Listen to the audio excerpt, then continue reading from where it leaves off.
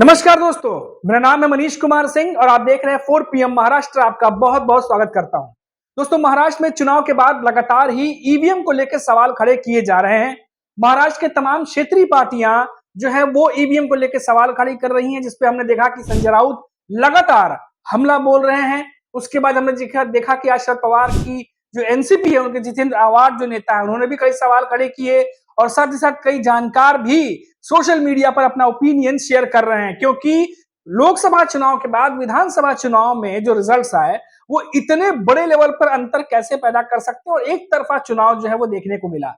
एक तरफा इस कदर कि खुद बीजेपी के नेताओं को भी ये पता नहीं था कि रिजल्ट कुछ ऐसा आ जाएगा। अब कांग्रेस के जो अध्यक्ष हैं मल्लिकार्जुन खड़गे, उन्होंने एक बहुत बड़ा बयान दिया। उन्होंने कहा कि हमें ईवीएम में चुनाव नहीं चाहिए, हमें बैलेट पेपर पर चुनाव चाहिए और इसके लिए हमें तमाम इंडिया गठबंधन के नेताओं को साथ में आकर आंदोलन करना होगा। एक बहुत बड़ी बात मल्लिकार्जुन खड़गे ने कही है और उन्होंने कहा कि ईवीएम आप गुजरात ले जाइए, जिनको चाहिए वो अपने घर पर ले जाइए, लेकिन बैलेट पेपर पर चुनाव होता है, हमें बैलेट पेपर चाहिए। ये बात मल्लिकार्जुन खड़गे ने कही है। ये बात इसीलिए बड़ी हो जाती है दोस्तों, क्योंकि लगातार इंडिया गठबंधन के जो तमाम क्षेत्रीय पार्टियों के नेता हैं वो इस बात को उठाते रहे, लेकिन कांग्रेस के जो बड़े नेता हैं अभी तक किसी ने भी भरे मंच से इस बात को नहीं कहा था, लेकिन आज मल्लिकार्जुन खड़गे ने ये बात कही है। अब इसके बाद देखना होगा कि ये बैलेट पेपर को लेकर के जो बात कही जा रही है, इसको इंडिया गठबंधन कितना आगे तक आंदोलन बना के लेके जाता है। फिलहाल आप देखिए, महाराष्ट्र की स्थिति की बात करें तो कई ऐसे जगहों पर जो है कुछ वीडियो सामने आए, जहां पर एक गांव का वीडियो देखा, जहां पर ये सुनने में आया, जो खबरें रिपोर्ट्स आ रही है उसके अनुसार मैं बता रहा हूं कि वहां पर वोट जो है वो डाले गए थे कांग्रेस को, लेकिन शायद काउंटिंग हुई तो वहां पर कांग्रेस के खाते में एक भी वोट देखने को नहीं मिला, जिसके बाद वहां के ग्रामीण जो है वो आंदोलन पे उतर आए और कुछ भीड़ जो है वो देखने को मिली है। तो ऐसे कई सारे उदाहरण हैं, किस्से हैं जो आज जितेंद्र आव्हाड भी करते नजर आए। कई जगह उनके बयानों के जो है वो राइटअप छपे हुए हैं, स्टेटमेंट छपी हुई है।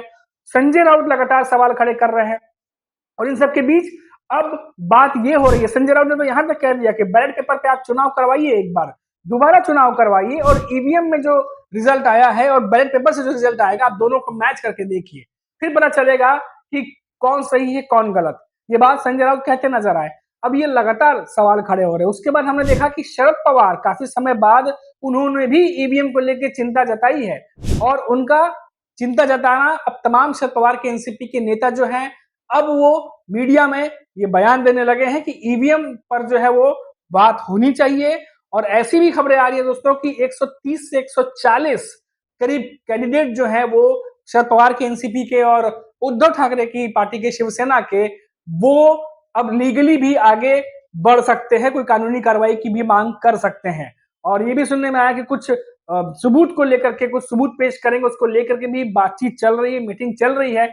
अब देखना होगा कि ये तमाम बातें कब सामने आती हैं। लेकिन महाराष्ट्र की बात करें तो 23 नवंबर को जो रिजल्ट्स आए हैं उसके बाद तमाम जानकार और राजनीतिक जो बड़े मंजे हुए जो नेता हैं वो सभी हैरान हैं, क्योंकि 2014-2019 में मोदी लहर जब देखी गई थी महाराष्ट्र में, तब भी बीजेपी की उतनी सीटें नहीं आई थी जितनी सीटें 2024 में आई हैं।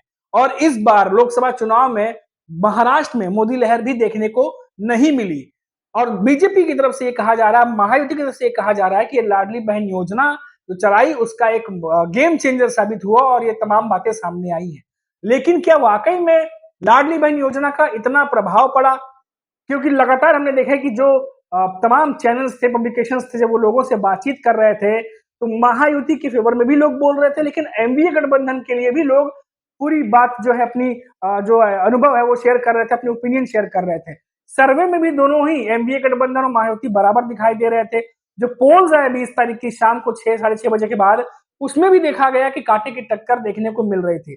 फिर 23 तारीख को अचानक क्या हुआ कि सारे सर्वे, सारे पोल्स, तमाम जो बातें थी जनता के बीच, जो तमाम दर्जनों पब्लिकेशन कर रहे थे, वो सब एक तरफा हो गए और बीजेपी को बड़े अंतर से जीत मिली। और जो कैंडिडेट ऐसे थे जो दूसरी पार्टी से आए थे वो भी खड़े हुए और 1.5-2 लाख के मार्जिन से जीत गए।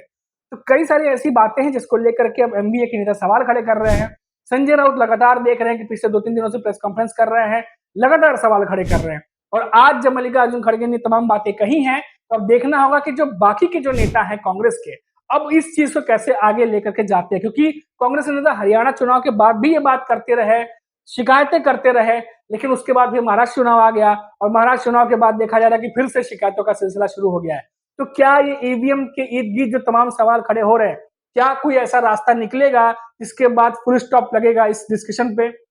जो वोटर्स हैं, जो वोट करने जा रहे हैं, उनके मन में भी भ्रम की स्थिति उत्पन्न होती है फिर कि क्या जिसको वो वोट कर रहे हैं, क्या उसे वो वोट जा रहा है?